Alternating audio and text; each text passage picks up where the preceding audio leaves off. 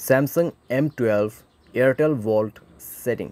नमस्कार दोस्तों, स्वागत है आप सभी का तिकराज यूट्यूब चैनल पर।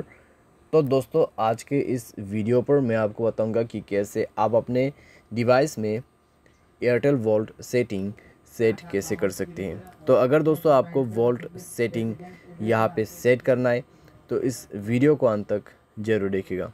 वीडियो शुरू करने से पहले अगर आपने चैनल को सब्सक्राइब नहीं किया है तो सब्सक्राइब करते हुए बेल आइकन को क्लिक करें, और अगर आप ऑनलाइन पैसा कमाना चाहते हैं तो वीडियो डिस्क्रिप्शन पर आपको लिंक मिल जाएगा। चलिए दोस्तों, आज के इस वीडियो को शुरू करते हैं। तो दोस्तों, सबसे पहले आपको यहाँ पे सेटिंग पर जाना होगा।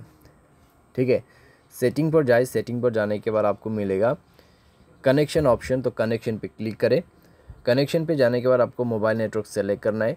मोबाइल नेटवर्क सेलेक्ट करने के बाद दोस्तों आपको मिल जाएगा वोल्ट कॉल सिम2। ठीक है, यानी कि आपको यहाँ से वोल्ट कॉल जो है इनेबल करना है।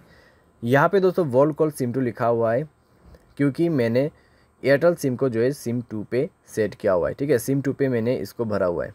तो मेरा जो यहाँ पे सिम2 है वो है एयरटेल का सिम।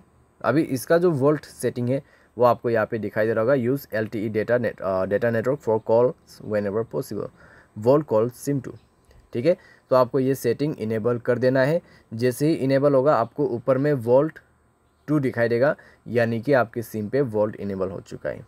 ठीक है, जहाँ तक दोस्तों यहाँ पे जियो का सवाल है, तो जियो अगर आप यूज़ करते हैं तो उसमें दोस्तों अभी जो स्मार्ट डिवाइस आते हैं ऑलरेडी वोल्ट इनेबल होके ही आते हैं। ठीक है, उसमें दोस्तों आपको अलग से वोल्ट सेटिंग इनेबल करने का ऑप्शन नहीं मिलेगा, क्योंकि आप अगर अपने जियो सिम को ऐड करते हैं अपने डिवाइस में, अपने आप उसका जो वोल्ट है वो ओपन हो जाएगा। ठीक है, इनेबल हो जाएगा। तो एयरटेल का जो वोल्ट सेटिंग है आपको खुद से मैन्युअली इनेबल करना होता है। तो इस तरीके से आप भी अपने डिवाइस के अंदर पे एयरटेल वोल्ट सेटिंग कर सकते हैं। उम्मीद करते हैं दोस्तों आपको वीडियो पसंद आया होगा। Thanks for watching.